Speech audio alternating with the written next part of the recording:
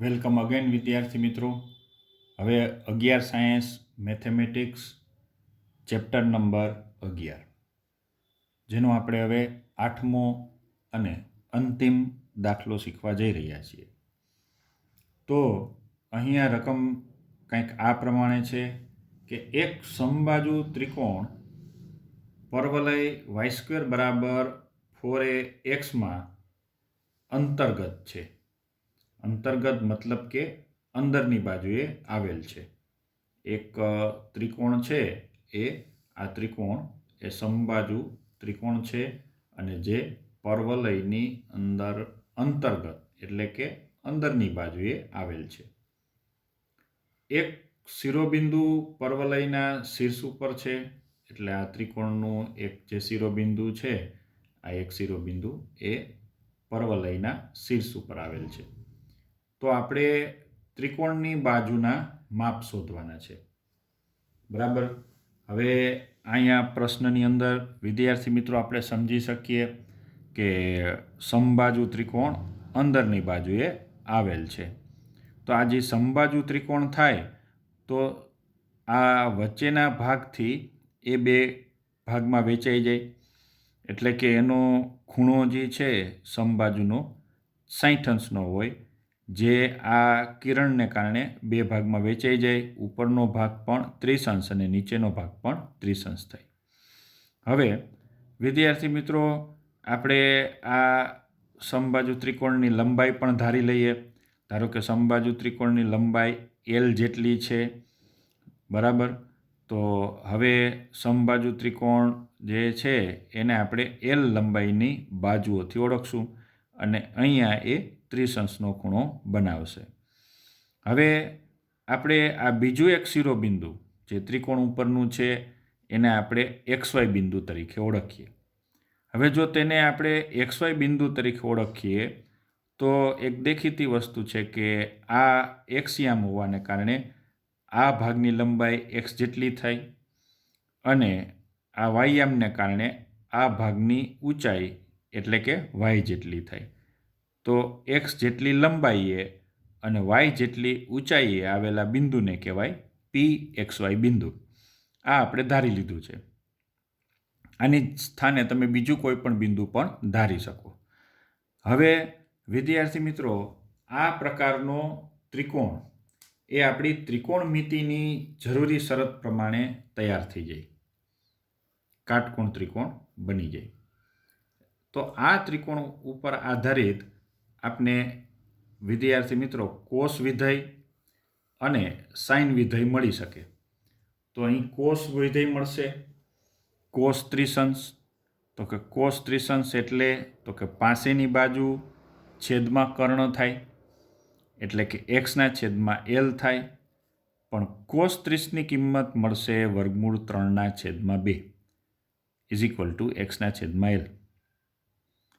તેથી xને સૂત્રન કરતા બનાવતા જવાબ મળશે વર્ગમૂળ 3/2 × L.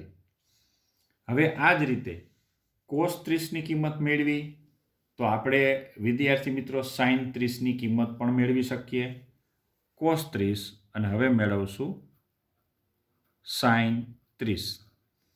તો સાઇન 30ની કિંમત કેટલી થાય તો કે સાઇન 30 એટલે કે સાઇનની સામેની બાજુ અને એના છેદમાં કર્ણ. સાઇન 30ની કિંમત કેટલી થાય તો કે 30ની સામેની બાજુ છેદમાં કર્ણ એટલે કે y/L જેટલી. હવે આપણે સાઇન 30ની કિંમત મૂકી દઈએ. સાઇન 30ની કિંમત આપણે જાણતા જ હોઈએ. જવાબ આવશે 1/2 y/L. તો હવે આપણે yને સૂત્રનો કરતા બનાવીએ તો y=L/2 મળશે. તો આ રીતે આપણે સાઇન અને કોસના કિંમતોના મૂલ્યો મળી ગયા. તો તમને પ્રશ્ન થાય કે આપણે આ x અને yની કિંમત કેમ મેળવી? તો કે વિદ્યાર્થી મિત્રો x અને yની કિંમત થકી આપણે બાજુની લંબાઈ ગોતવાની છે. તો હવે આ x અને yની કિંમત છે કેનું સમાધાન કરશે? તો કે x અને yની કિંમતો એ આપણે જાણીએ છીએ કે x અને y બિંદુ એ આપણા પર્વલય ઉપર આવેલું છે. આ જગ્યાએ પર્વલય ઉપર આવેલું છે. એટલે કે પર્વલયનું સમીકરણ છે આપણી પાસે y² બરાબર 4ax. તો આ બિંદુ છે એ પર્વલય ઉપર આવેલું છે, y² બરાબર 4x ઉપર આવેલું છે. તો આ બિંદુ છે એ આ સમીકરણનું સમાધાન કરશે. બરાબર છે. તો અત્યારે આપણે આ બિંદુને અહીંયા મૂકી દઈએ. તો હવે આપણે આગળ આ પ્રમાણે સ્ટેપ મળશે. બરાબર છે. તો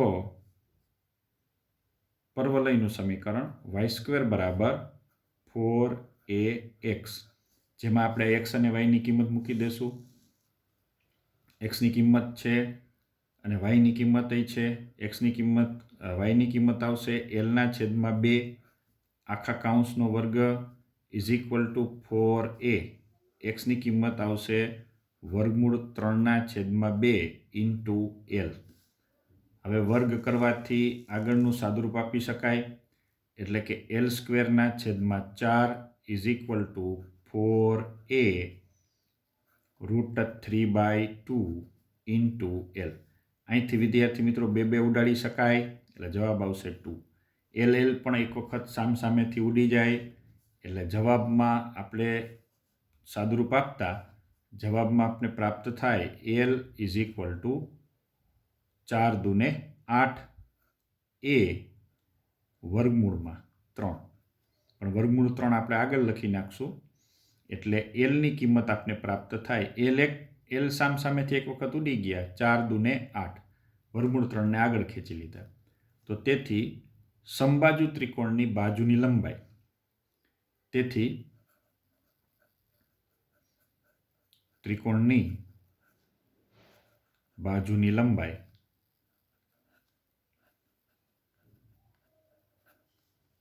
8√3 a મીટર મળે છે. તો આ રીતે વિદ્યાર્થી મિત્રો આખા દાખલાને તૈયાર કરી શકો.